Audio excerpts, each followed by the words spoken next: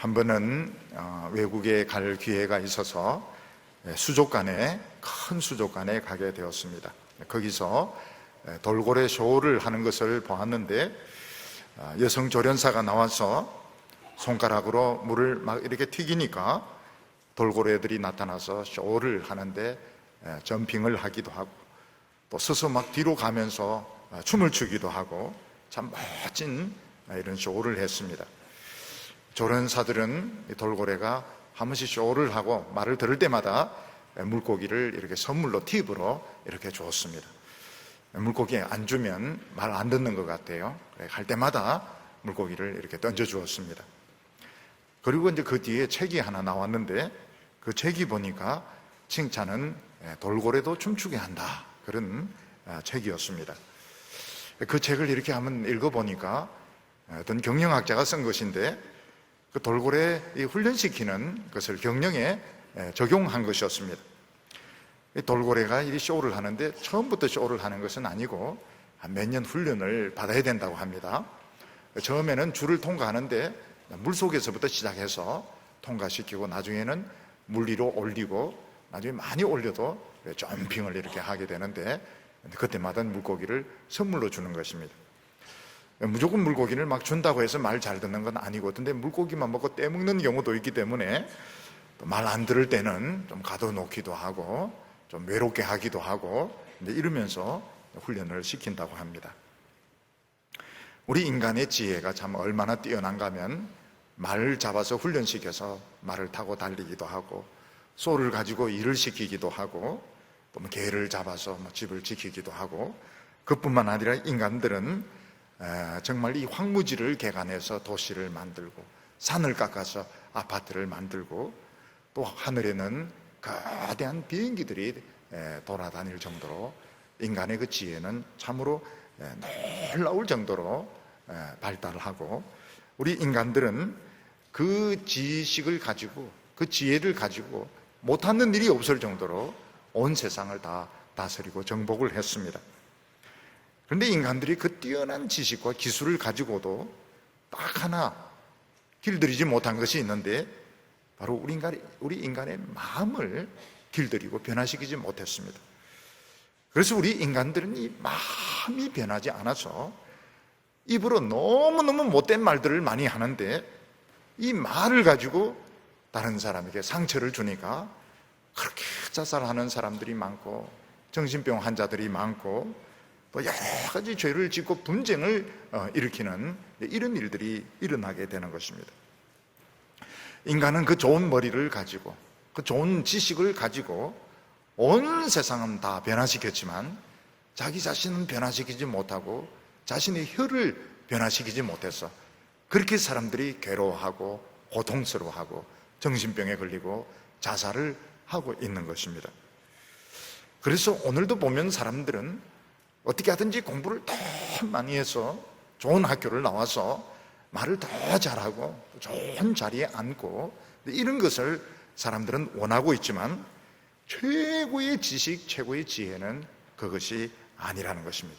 최고의 지식, 최고의 지혜는 자기 마음을 변화시키고 자신의 말을 바꾸어서 사람을 위로하고 용기를 주는, 이것이 최고의 지식이다, 이렇게 말씀하고 있습니다. 요즘 우리 사회에서 느끼는 것이 무엇인가 하면, 우리 사회 지식인들, 정치인들, 종교인들, 일반인들이 하는 말이 너무나도 공격적이고 너무나도 시니컬하고, 그래서 사람의 마음을 상하게 만들고 뒤집어 놓게 만들고 병들게 만드는 것을 우리가 볼 수 있습니다. 그래서 사람들이 하는 말이 아무리 옳고 똑똑하다 하더라도 다른 사람의 마음을 상하게 만들고 고통스럽게 만드는 것은, 이것은 악마적이고 이것은 참으로 나쁜 이런 지식이라고 말하고 있습니다. 오늘 우리 사회를 이렇게 보면 정상적이지 않습니다. 정치나 종교나 일반인이나 전부 지금 미쳐서 막 날뛰고 있는데, 어떻게 이렇게 많이 공부를 하고 어떻게 이렇게 지식이 많은 사람들이 이렇게 미쳐서 날뛸 수 있는가? 바로 그 많은 지식들이 사람의 마음을 바꾸지 못해서 그런 것입니다.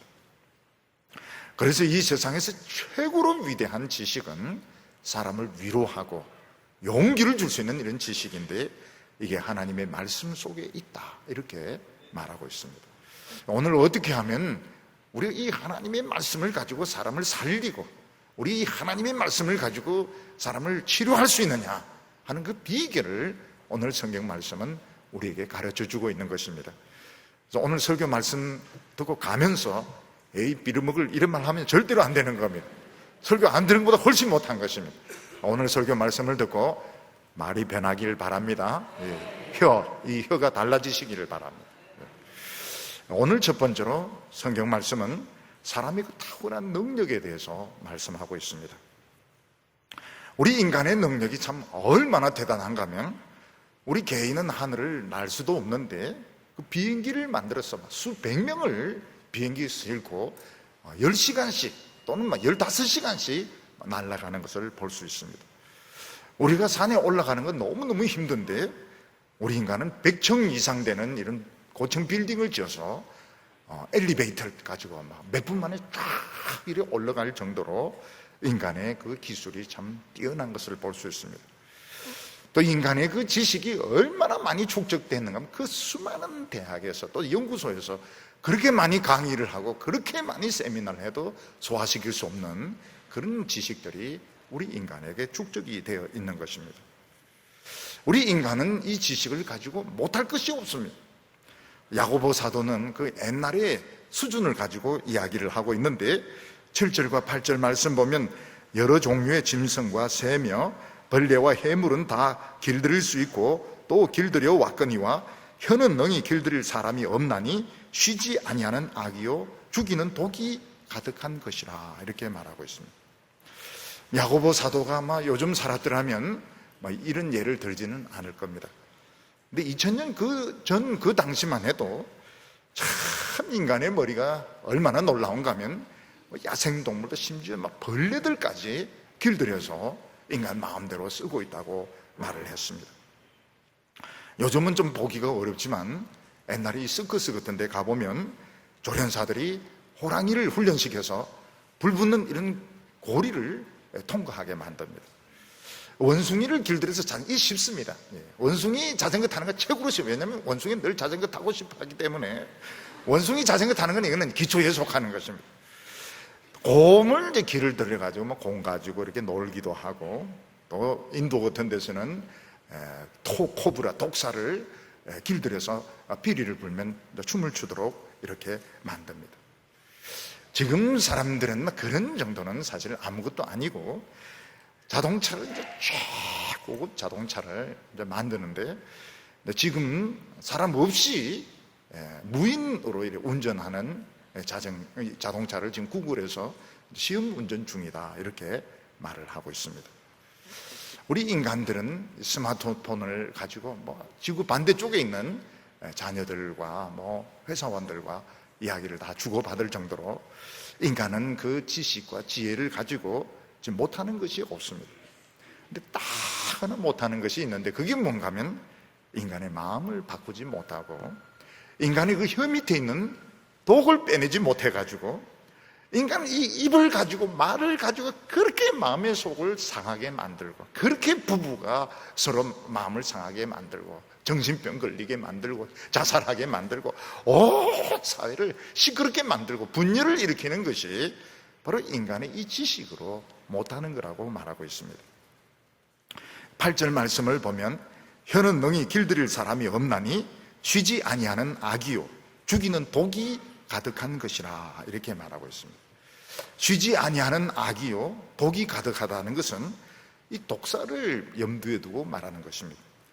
독사는 이빨 밑에 이 무서운 독이 나오는 이 샘이 있습니다.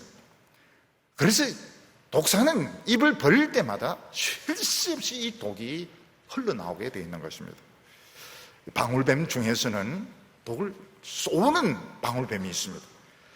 눈에 대놓고 이게 독을 쏘면은 다른 짐승들이나 사람 눈을 멀어버리기 때문에 앞을 보지 못하면 그때 이제 잡아먹는 것입니다.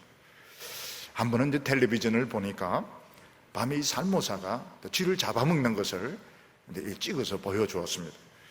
뱀은 밤에도 물체를 인식할 수 있는데 열을 가지고 물체를 이제 인식하는 것입니다. 뱀이 있는지도 모르고 살모사가 있는지도 모르고 쥐가 이제 살금살금 가는데 이 살모사가 딱 무니까 몇 초 만에 막 굳어버립니다. 머리부터 막 잡아먹는 겁니다. 너무너무 잔인한 이런 모습이었습니다. 우리 인간들은 그 뛰어난 지혜를 가지고 뭐 아주 옛날부터 말을 길들여서 타고 다니고 소를 길들여서 일시키고 뭐 자동차를 만들고 비행기를 만들고 고층 빌딩을 만들고 산더미 같은 이런 책들을 지었지만 인간의 그 마음, 인간의 혀 밑에 있는 독을 빼내지 못하는 것입니다.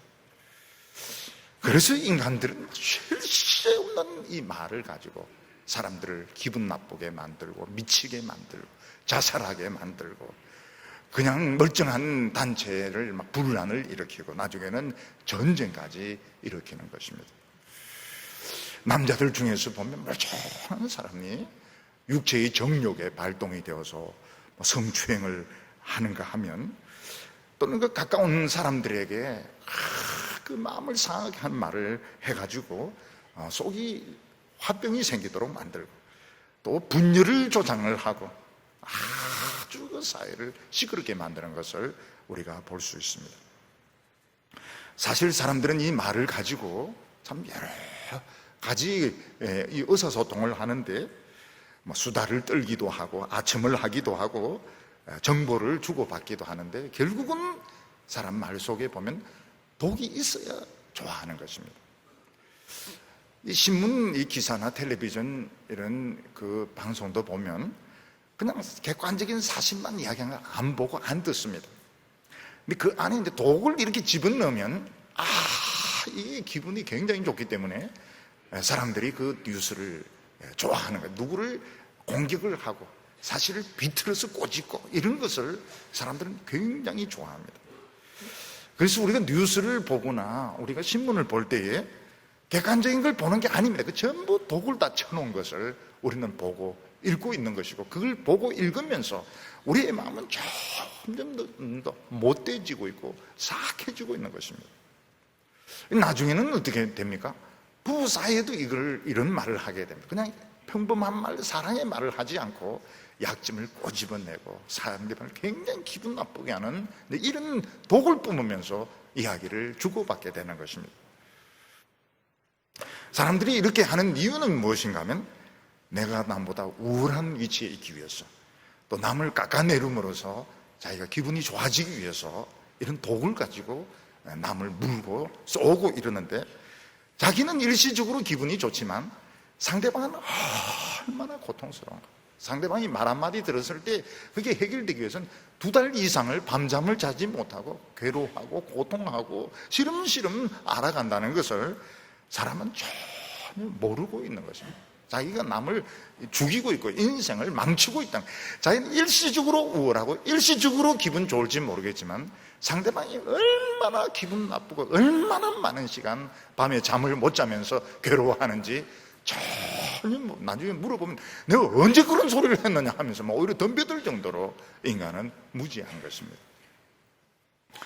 근데 이 세상에서도 남을 살리는 아주 중요한 말이 있습니다. 그게 뭔가 하면 병원에서 의사가 환자를 치료하고 난 뒤에 당신의 병은 좀 완치되었습니다. 병원에 올 필요가 없습니다. 이건 완전히 한 사람을 살리는 것입니다. 굉장히 기분이 좋습니다. 그런 말을 들으면 이제 당신은 병이 다 치료가 되고 완치가 되었으니까 이제 건강하게 사세요. 이것은 굉장히 기쁜 말입니다. 또 법정에서 판사가 피고인에게 당신은 무죄입니다. 이제 여기서 나가서 마음 놓고 자유롭게 사세요. 굉장히 기쁜 말입니다. 물론 반대로 할 수 있습니다. 반대의 의견도 있을 수 있습니다. 당신은 말기 암입니다. 당신은 무기징역입니다. 이런 말을 할 수도 있습니다. 의사가 환자에 대해서 하는 말, 법정에서 판사가 하는 말은 굉장히 중요한 말, 독이 있는 말이 아닙니다. 그러나 굉장히 그 사화를 결정하는 중요한 말을 하고 있는 것입니다. 그런데 아무나 그런 말을 할 수 있는 것은 아니고 의사가 그런 말을 하려면 열심히 공부해서 의사가 돼야 되고 그 환자를 책임지고 진료하고 치료를 해야 그런 말을 할 자격이 생기는 것입니다.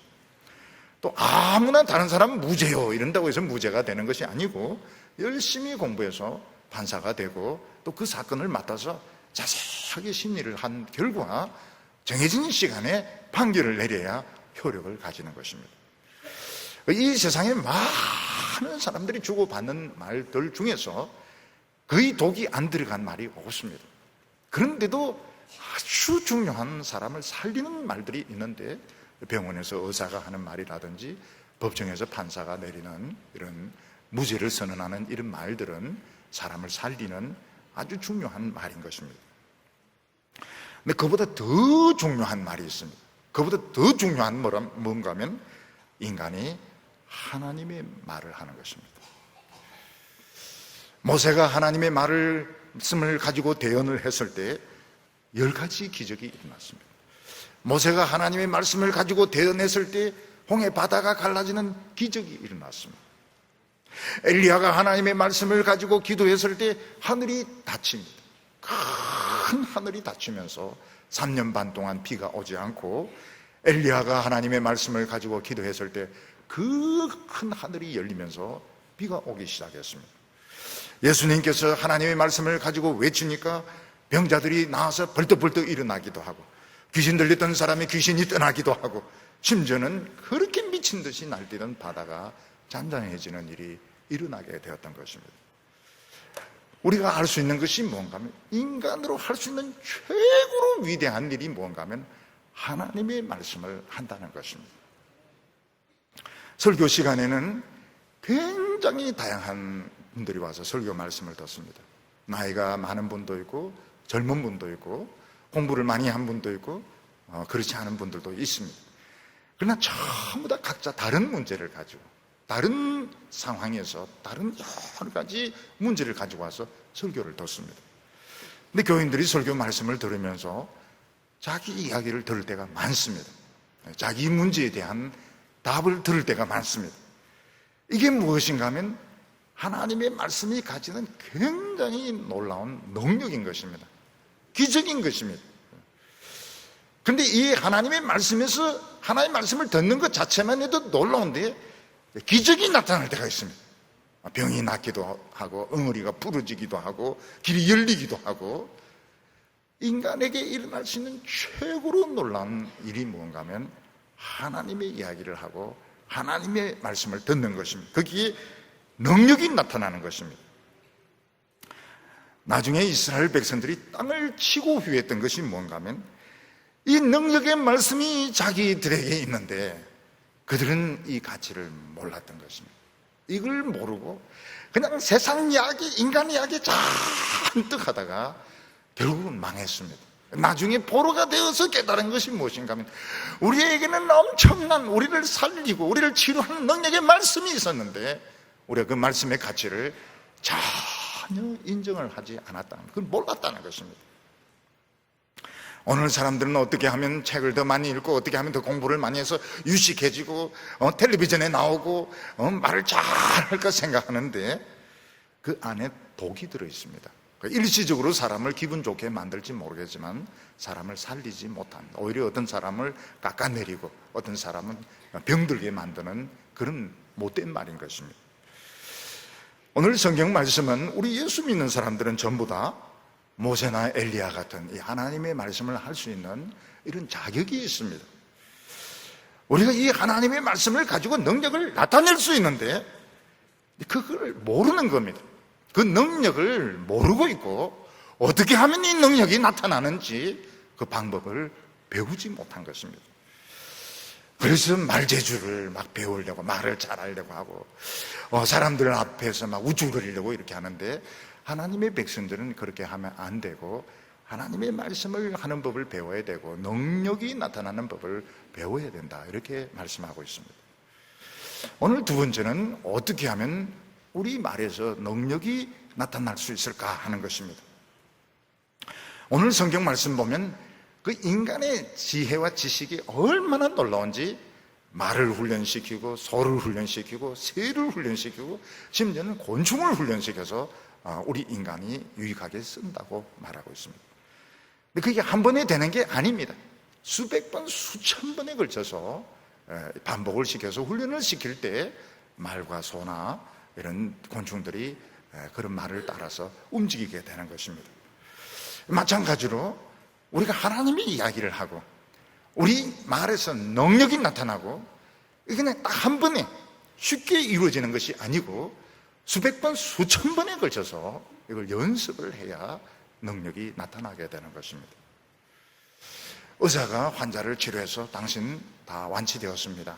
그 말은 참 쉬운 말이지만 그런 말을 하려고 하면 공부를 많이 해서 전문의가 되어야 되고 또 뭐 과장이 되어야 되고 또 그 환자를 치료를 많이 해가지고 확신을 얻어야 당신은 치료가 되었습니다. 이런 말을 할 수 있는 것과 마찬가지입니다. 오늘 여기서 말하는 것이 뭔가 하면 우리 모든 사람의 이 혀 밑에 독사의 독이 있다는 것입니다. 독사의 독이 있기 때문에 아무리 자기는 이야기를 잘해도 상대방은 독에 쏘여서 병들고 죽는 것입니다. 아무리 사랑한다, 아무리 좋아한다 해도 상대방은 병들어 죽는 겁니다. 왜냐하면 근본적으로 이 혀 밑에 독이 있는 겁니다. 독이 있기 때문에. 독사가 아무리 다른 짐승을 뭐 사랑한다 하면서 물든지 많이 물든지 작게 물든지 결국은 독이 나와가지고 뭐 쥐나 토끼나 개나 다른 짐승이 죽을 수밖에 없는 것입니다. 그래서 우리의 이 입에서 능력이 나타나려면 독을 빼야 됩니다. 독을 빼야 돼. 독을 빼는 일부터 말을 잘하고 조리 있고 아무리 해도 상대방은 상처를 입고 죽게 돼. 독이 근본적으로 독이 들어있기 때문에. 그래서 이 못된 이빨을 뽑는 훈련부터 해야 됩니다. 못된 훈련부터 이빨부터 뽑아야 되는 겁니다. 그리고 발톱부터 또 뽑아야 됩니다.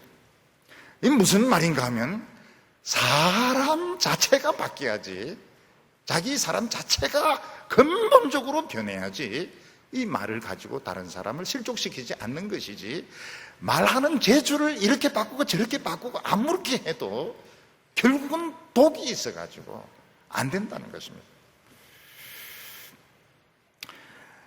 이 세상에서 참 사람들이 왜 자기 무기를 가지려고 하는가 하면 그렇지 않으면 이제 무시를 당하게 됩니다.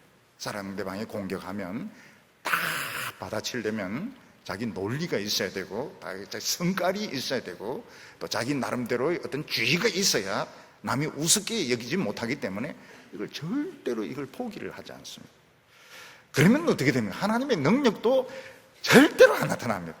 그 기독교 사상, 그 기독교 이야기 전부 사탕 발림이지 절대로 영혼을 살리는 안 나타납니다.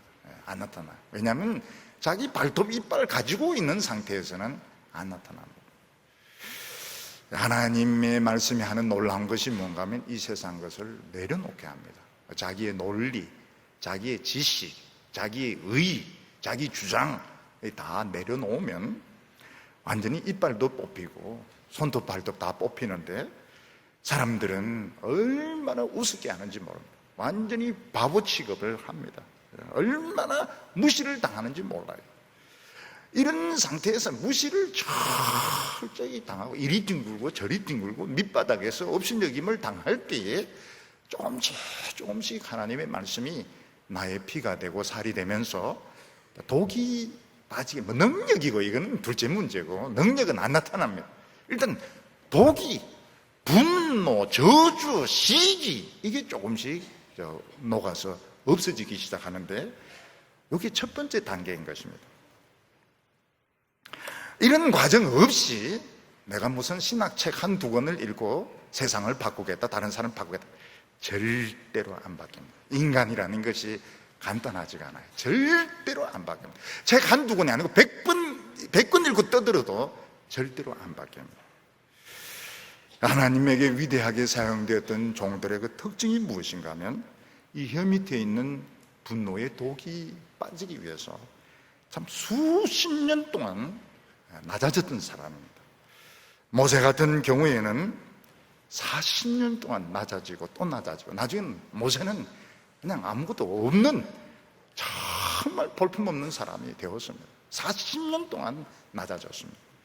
그리고 하나님의 말씀이 이제 들어가기 시작하면서 하나님의 능력이 나타나게 되었고 요셉도 자기 꿈을 꾸었다 해서 막 잘난 체 하고 있는데 그런 게 어디 있습니까? 형들이 그냥 죽이려고 하고 종으로 팔아버리고, 그 젊은 시절을 종으로, 노예로, 감옥에 있는 노예로 그렇게 구박당하고 멸시당하면서 마음속에 있는 이 인간의 독이 빠져나가면서 하나님의 말씀이 살이 되고 피가 되면서 결국 조금씩 하나님의 능력이 자기 인격에 소화가 되게 되었던 것입니다. 그래서 혀만 훈련시킨다고 해서 되느냐? 절대로 안 됩니다. 자신의 전 인격을 복종을 시켜야 되는 것입니다. 우리가 예수를 믿으면서 마음속에 참 고민이 될 때가 많은데, 그게 뭔가 하면 우리는 하나님을 믿는다 하면서 왜 능력이 나타나지 않는가? 이 고민을 해야 됩니다. 하나님의 백성들은 전부 능력이 나타날 수 있는 이 잠재력을 가진 사람인데 왜 모세와 같은 엘리와 같은 능력이 나에게는 안 나타나느냐 하는 것입니다. 예를 들어서 사자나 곰 같은 이런 맹수들이 새끼일 때는 정말 예쁘고 귀엽습니다. 사자 새끼도 귀엽고 곰 새끼도 귀엽고 너무너무 귀엽고 사납지가 않습니다. 그렇기 때문에 다른 맹수들에게 밥이 되는 것입니다. 클 때까지 제일 위험한 단계에 있습니다. 참 예쁘고 귀엽지만 힘이 없는 거예요. 그러니까 다른 일이라든지 하이에나 같은 맹수들이 와서 잡아먹어버리는 것입니다. 오늘 우리 성도들도 마찬가지입니다. 신앙생활 때 너무 착하고 너무 귀엽고 너무 예쁜데 능력이 안 나타나니까, 능력이 없으니까, 지금 이 세상은 중고등학교도 능력 없으면 못 다닙니다. 중고등학교 다니기도 얼마나 어려운지 몰라요. 여학생들은 여학생들이 더 문제입니다. 여학생들도 얼마나 못된 것들은 얼마나 못된지 몰라요. 직장생활 얼마나 어려워. 교회도 마찬가지입니다. 순하고 이런 막 잡아먹으려고 덤벼드는데 능력이 안 나타나는 것입니다. 이게 지금 많은 기독교인들, 목회자들이 고민해야 되는 문제입니다. 이걸 해결하려고 이제 말을 잘하려고 이러는데, 하나님의 나라는 말에 있지 않고 능력에 있다고. 성경에 나와 있잖아요. 하나님의 나라는 말로 하는 게 아니고 능력에 있다고 성경에 나와 있는데 왜 자꾸 말을 하려고 하는 거예요? 말을 하지 말고 능력이 나타나야 되는데 그 비결을 못 배운 것입니다. 왜냐하면 양다리를 걸치고 있어서 그런 겁니다. 하나님의 말씀에 능력이 있다, 기적이 있다, 이걸 믿어야 되는데 이걸 못 믿는, 그래도 사람들이 있어야 되고, 그래도 돈이 있어야 되고, 그래도 무엇인가 있어야 되고, 결국은 양다리를 걸치고 있으니까 막 겉으로 보기엔 참 순하고 착하고 이런데 안에는 독사의 독이 그냥 그대로 다 남아있는 것입니다. 9절과 10절 말씀 보면 이것으로 우리 주 하나님을 찬송하고 또 이것으로 하나님의 형상대로 지음받은 사람을 저주하나니 한 입으로 찬송과 저주가 나는도다. 내 형제들아 이것이 마땅하지 아니하니라. 왜 나에게 능력이 나타나지 않느냐, 이걸 질문하기 이전에 우리는 왜 내 속으로 한편은 하나님을 찬양하고 왜 한편으로는 또 그렇게 사람을 미워하면서 또 사람을 저주하느냐, 왜 우리의 마음이 왔다 갔다 할까 하는 것입니다. 바로 이것이 하나님의 능력이 지금 나타나는 여부하고 관계가 되는 것입니다. 무슨 말인가 하면 우리 속에 하나님의 능력도 있지만 우리 인간의 이런 정욕들, 이 타락한 본성들도 같이 이렇게 있는 것입니다. 이걸 훈련을 시켜야 되는데 어떻게 훈련시켜야 됩니까? 하나님의 말씀을 자꾸 받아들여서 하나님의 말씀으로 충만하게 결단을 내려야 되는 겁니다. 하나님의 말씀 딱 하나만 가지고 사실 결단을 내리는 요 순간이 와야 됩니다. 그 순간이 오기 전에는 이 능력이 안 나타나요. 하나님을 찬양하고 그러고 나서는 형제를 공격하고 욕하고 이 두 가지 본성을 같이 가지고 있는 것입니다.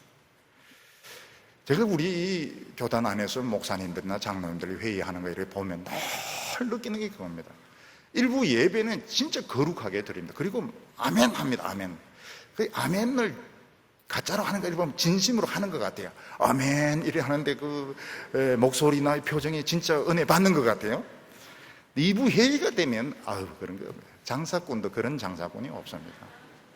성질 부리고 자기 완전히 이게 달라지는 거예요. 완전히 차라리 예배를 드리지 말든지 아멘 그 소리 하지 말든지 아멘을 해놓고 나중에 보면 없어요. 왜 그렇습니까? 이게 안에 두 가지가 다 들어있는 겁니다. 한편으로는 하나님의 은혜 받고 싶고 하나는 세상 줄 잡고 있고 이러니까 이 두 개가 왔다 갔다 하는 겁니다. 찬양 잘합니다. 은혜 실컷 받았습니다.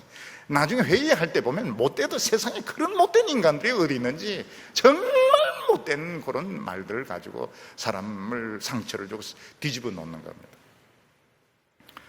제가 이 목사 이제 그 안수를 받을 때 그 지도하는 목사님이 저보고 뭐라고 말씀하셨는가 하면 이런 회의 같은 데 가면 이제 10년 정도 말을 하지 말라고 그랬습니다. 그래서 왜 그러냐 이러니까 너가 무슨 말을 하고 싶을 때 꼭 누가 말을 한다는 겁니다. 누가 말을 하고 그런 생각을 사람들이 다 가지고 있기 때문에 할 필요가 없다는 겁니다. 근데 그 목사님이 우려했던 건 뭔가 하면 괜히 이제 잘난 체 해가지고 시기 받는 것을 내 목사님은 걱정을 하신 겁니다. 근데 보니까 제가 그래 10년 동안 말을 안 했습니다.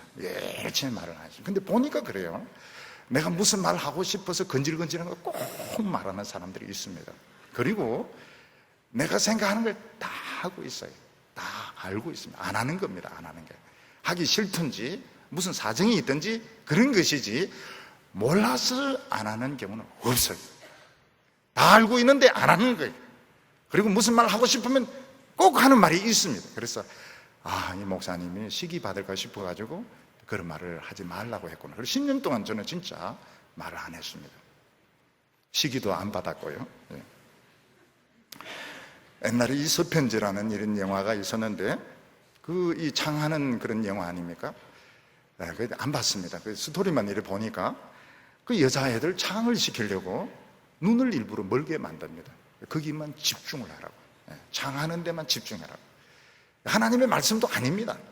이 흥부가입니다. 흥부가고 놀부가고 이 춘향전인데 이 창을 잘하도록 하기 위해서 멀쩡한 애를 눈을 멀게 만드는 겁니다. 집중을 하라고. 그리고 이 창을 하려고 하면 이제 목이 트여야 되지 않습니까?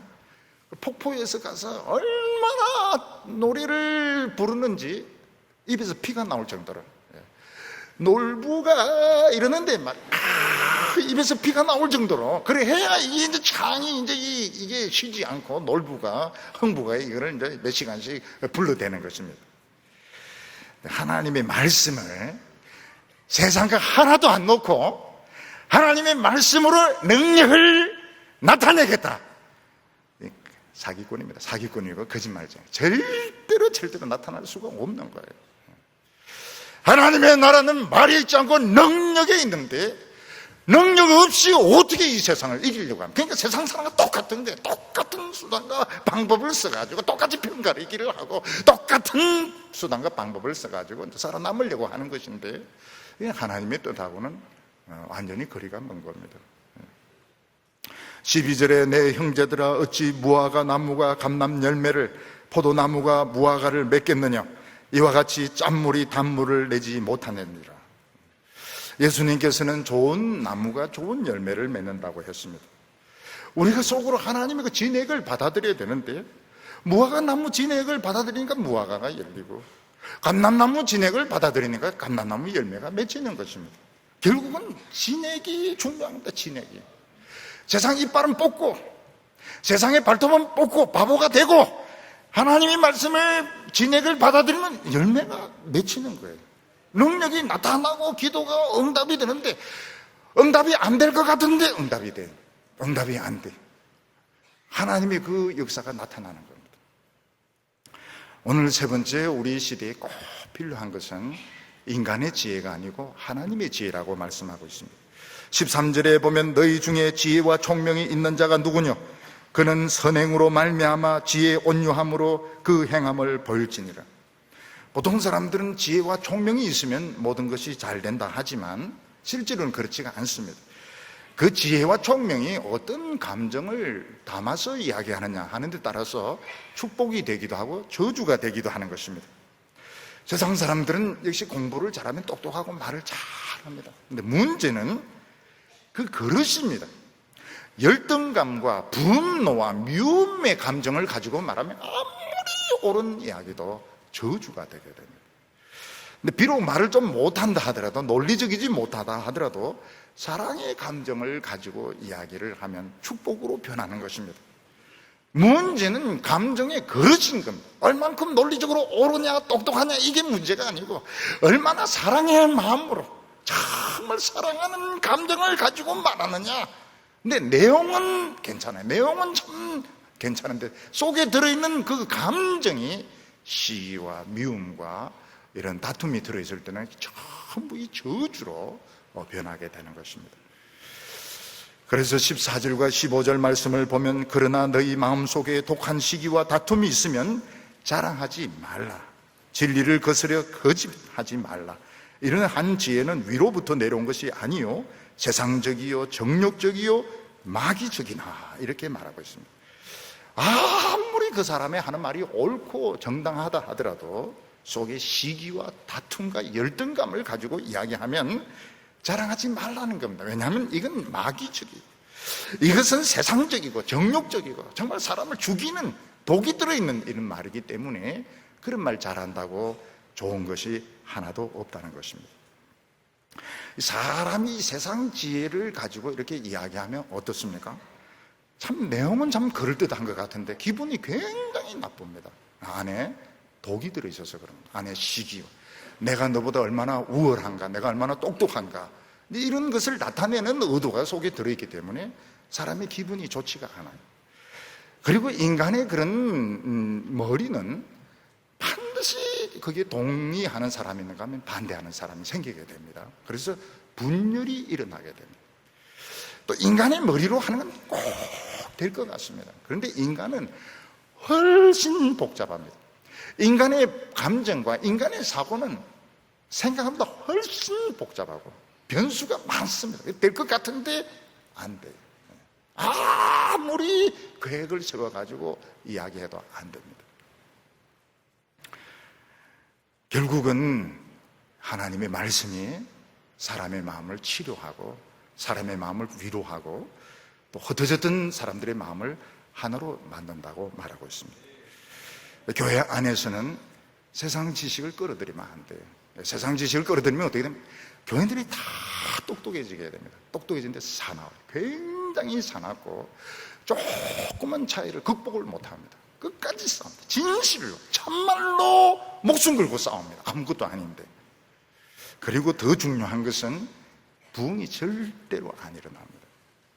그래서 야고보 사도는 뭐라고 말하면, 세상에서 좀 안다고 교회 안에 절대로 그거 티내지 말라. 절대로 티내지 말라고. 교회 안의 지혜는 따로 있다고 말하고 있습니다. 17절과 18절 보면, 오직 위로부터 난 지혜는 첫째 성결하고 다음에 화평하고 관용하고 양순하며 긍휼과 선한 열매가 가득하고 편견과 거짓이 없나니 화평케 하는 자는 화평을 심어 의의 열매를 거두느니라. 하나님의 지혜의 특징이 무엇입니까? 성결합니다. 성결한 그 반대는 뭡니까? 의도를 가지고 말하는 겁니다.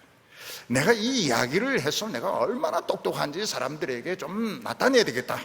사람들에게 좀 인정을 받아야 되겠다. 또 내가 이렇게 해서 어떤 돈을 좀 더 받아야 되겠다. 뭔가 안 좋은 욕심이 그 속에 들어있는데, 하나님의 말씀은 그렇게 할 필요가 없습니다. 이 하나님의 말씀이 옳기 때문에 이야기하면 되는 것이고, 각자는 그걸 받아들이면 충분하기 때문에 그 안에 어떤 욕심, 어떤 사람을 매니플레이팅 한다, 사람을 움직이려고 하는 그런 의도가 없는 것입니다. 그리고 화평하게 합니다. 남을 공격적이지 않아요. 공격할 필요가 없습니다. 자극을 하면 안 됩니다. 사람이 말을 할 때에 꼭 그 자극을 하는 사람이 있어요. 자극적인 표현을 쓰면 굉장히 나쁜 겁니다. 자극을 하면 안 됩니다. 관용을 하는 이유는 뭔가 하면 전부 다 부족하기 때문에, 하나님의 백성들은 얼마든지 부족하고 실수할 수 있습니다. 불완전한 자들입니다. 지금 이 정도 지금 된 것에도 대단합니다. 굉장히 지금 잘 믿는 거예요. 지금 우리 성도들 지금 이 정도 믿는 거 굉장히 잘하는 겁니다. 그럼 또 어떤 분이 이 정도가 뭔데 이러는데, 좌우간 이 정도 믿는 것만 해도 대단한 거예요. 근데 사람이 자기 속에 욕심 있는 사람 끊임없이 남을 괴롭히고 둘고 파고 자꾸 요구해야 수준이 높아진다고 하는데 굉장히 나쁜 겁니다. 이거는 악의적인 거예요. 하나님의 지혜는 양순합니다. 절대로 자극적인 말을 하지를 않아요. 그 자극적인 말을 안 해서 안 하는 게 아닙니다. 아주 이 자극적인 말들이 좋지가 않아요. 사람을 골병들게 만드는 것입니다. 그리고 편 가르기를 하지 않습니다. 네 편 내 편 가르지 않습니다. 편견이 없어요. 왜냐하면 자기 편을 만들 필요가 없습니다. 전부 하나님의 백성들이고 언젠가는 다 떠나야 되는 사람들인데 자기 사람을 만들 필요가 없습니다. 자기 사람 만들기 때문에 시끄러운 겁니다. 목사편, 장로편 만드니까 시끄러운 겁니다. 결국은 그 뿌린 씨가 나중에는 분열을 가져오게 되는 겁니다. 화평을 심어서 의의 열매가 가득하다. 의의 열매가 가득하면 절대로 심판이 오지 않습니다. 절대로 망하지가 않습니다. 우리나라 같이 이렇게 싸우고도 안 망하는 나라는 아마 우리나라밖에 없을 겁니다. 교회 안에 들으면 더 싸웁니다. 똑똑하다고 생각하니까요. 더 머리 터지도록 싸우는데 안 망하는 나라는 우리밖에 없습니다. 그게 우리가 잘나서 그런 것이 아니고 하나님이 너무 아까우니까 기회를 주시는 거예요. 또 기회를 주시는 겁니다. 이때 빨리 정신을 차려야 됩니다. 빨리 정신을 차려서 누가 뭐라고 하든지 상관이 없습니다. 누가 뭐 어떤 소리 하든 내가 겸손해지고 내가 하나님 앞에서 혀 밑에 이 독사의 독을 뽑고 내가 하나님의 이 말씀을 가지고 사생 결단을 내면 의의 열매가 맺히게 되고 절대로 망하지가 않습니다. 우리나라는 너무 사나워졌습니다. 너무 사나워졌고 너무 공격적이다. 사회 전체가 그렇고 교회 안에서도 쓰는 말들이 아주 자극적이고 공격적입니다. 이걸 하나님은 싫어하세요. 똑똑한지는 모르겠지만 하나님 굉장히 싫어하시고 결국 이거는 오래 못 갑니다. 남들은 어떻게 하든지 모르겠지만 내 한 사람이라도 하나님 앞에서 순한 양이 되어서 이 말씀 가지고 결코 자극적인 말 하지 말고 다른 사람을 관용하고 위로해서 의의 열매가 가득한 우리 교회와 성도들 되시기를 축원합니다. 기도하겠습니다. 거룩하신 하나님 아버지, 우리나라가 이렇게 똑똑하고 많은 복을 받았지만 정말 사나운 나라, 정말 볼상스러운 그런 나라로 변했습니다. 주여 불쌍히 여겨주시기를 원합니다.